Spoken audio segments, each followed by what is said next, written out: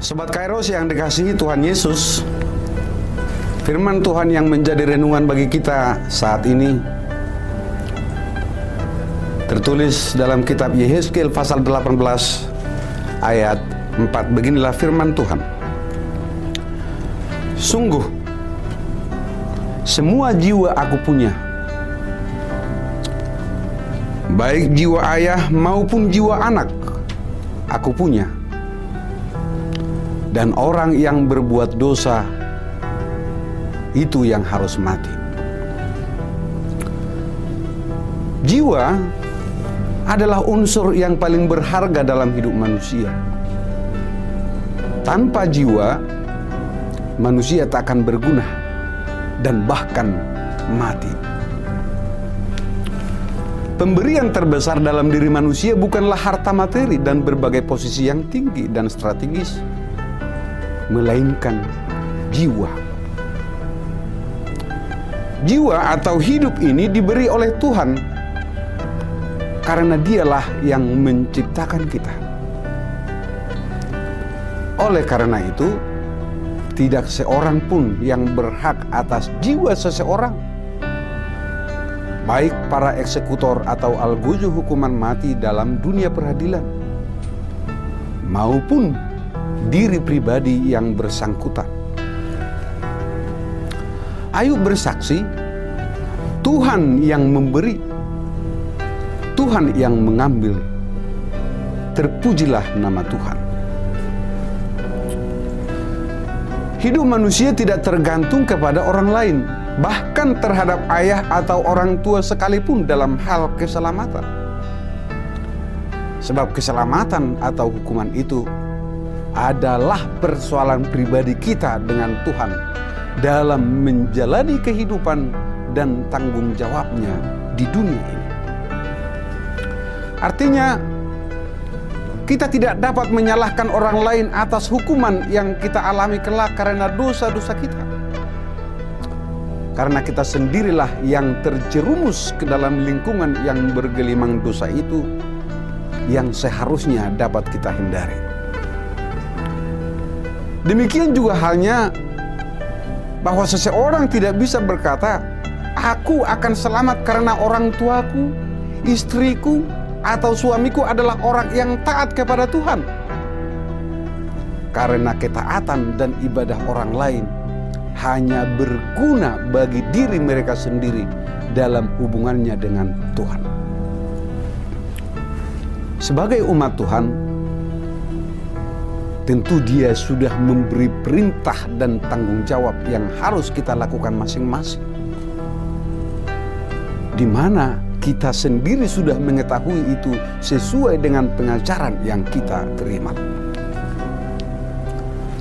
Hal inilah yang diperingatkan oleh Tuhan melalui Nabi Yehezkiel, supaya setiap jiwa memperhatikan jalan hidupnya dan merenungkan kemana dia sedang berjalan, sehingga dia sendiri tidak mati atau binasa. Rasul Paulus juga berkata kepada jemaat di Roma 14 ayat 12.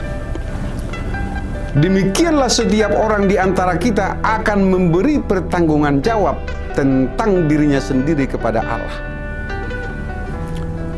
Dalam ayat ini Rasul Paulus menegaskan bahwa penghakiman itu benar-benar ada dan akan tiba waktunya.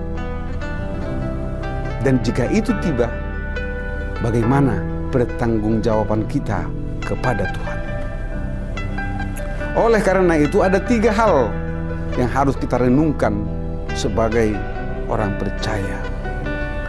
Yang pertama adalah bahwa manusia hidup di berbagai keadaan dan lingkungan maupun keluarga yang tentunya dapat mempengaruhi kehidupan pribadi seseorang itu. Disinilah kita hendak menentukan sikap kita sendiri, apakah mengikutinya atau menolaknya. Yang kedua, orang percaya harus mampu menjadi pribadi yang tampil beda dari sekelilingnya, bahkan di tengah-tengah keluarga, supaya tidak turut serta di dalam persekongkolan kejahatan. Dan yang terakhir, lakukanlah tanggung jawabmu sebagaimana yang diperintahkan Tuhan kepada kita, yaitu mengasihi Dia yang memberi kehidupan kepada kita dan mengasihi sesama kita dan lingkungan di mana kita berada. Selamat beraktivitas Sobat Kairos. Tetap patuhi protokol kesehatan dimanapun kita berada. Tuhan Yesus memberkati kita semuanya. Amin.